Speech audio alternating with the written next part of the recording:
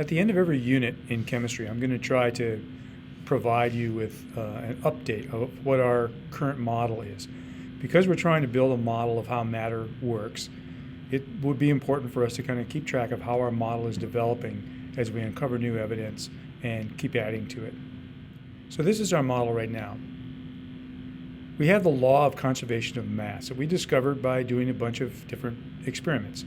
What we found was that in all the cases where we made change take place, unless we had an open container that allowed particles to go out, or we had a way for particles to be added, the mass stayed the same. People who have been messing around with matter for centuries have found that this was generally true. Anytime that you thought you were losing mass during a change, probably you weren't. And if you could account for some kind of an open system, you would find out that you actually hadn't lost any mass if you sealed up that system. This was also true when you found that you were gaining mass during a change. Eventually they found, like we did with our burning steel wool, that there was matter being added that we weren't thinking about, usually from gases. So the law of conservation of mass says if change happens in a closed system, the mass stays the same. This is an example of a law because of the fact that before there was an explanation for it, we knew it was true.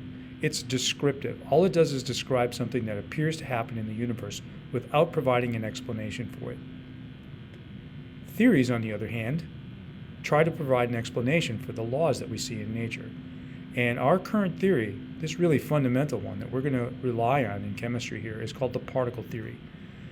The basic idea is this: all matter is made up of particles. The more particles we have, the more mass. Particles can't enter or leave a closed system, so no matter what change is happening inside that system, the mass will remain the same.